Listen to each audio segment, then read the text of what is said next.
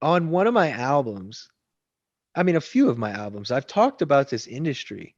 I've talked about how social media has changed the perception of music, what's good, what's not. I'm not complaining about this. I'm voicing frustration so that I can heal because any and everything that I've ever gone through, I've written about it. And I still continue to write about it in music and now in film. And for me, the hardest part was hearing people go, "Oh, you sound bitter."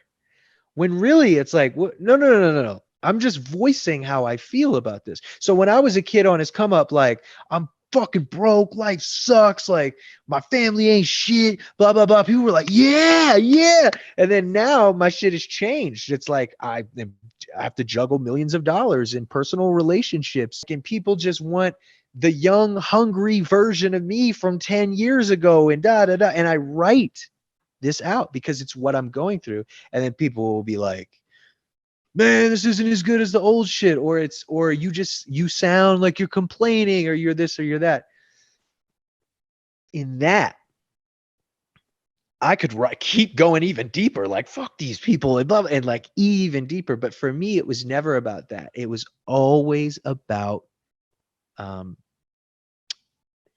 explaining and expressing my emotions so that I could deal with it. So I think hip hop in and of itself is extremely young. It's just a young man's game, dude. Like it is, right? And I'm 31. I'm not 19 anymore. And just released a mixtape for fun. And one of the comments was, um, he doesn't sound hungry anymore. And another comment was, and I didn't even really look at any comments. I just kind of peeked for 1 second. And another one was, the way he raps, you can tell music isn't his everything. And I told this to my buddy Joseph Gordon-Levitt, and he listened to it. And I had this conversation. We were both talking about how we deal with press and what people say and all this shit. And it was very cool that me and him could have a conversation because one, I like idolize this dude, and now we're friends, and it's weird. But anyway, law of attraction. So I said that to him, and we had a good conversation. We hung up.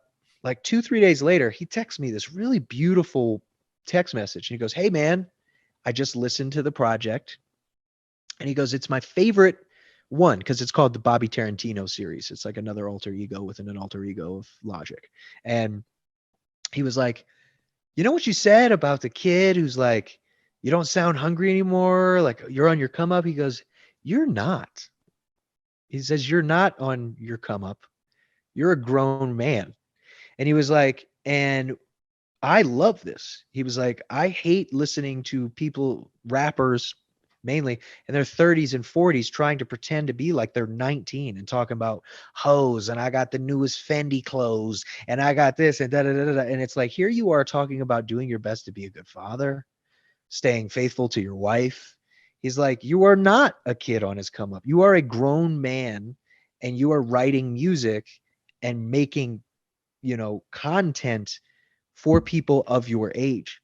And when he said that, dude, it just made me so happy because I could be bitter and I could try to be this young, hip guy. And like, nah, man, I've accepted that a lot of the lingo has changed. And if I say dope, I probably sound old. Like, you know what I mean? Like, cool, dope, whatever. I think not being happy with the person I see in the mirror has allowed me to not let that bitterness grow.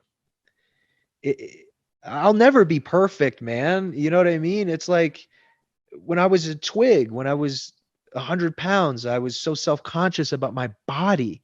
And people on the internet would say, very mean thing. My own mother, she's, when she saw me with no shirt on when I was a teenager, she was like, Auschwitz. Like, what? Like, who says that to somebody? Like, that fucked me up. You know what I mean?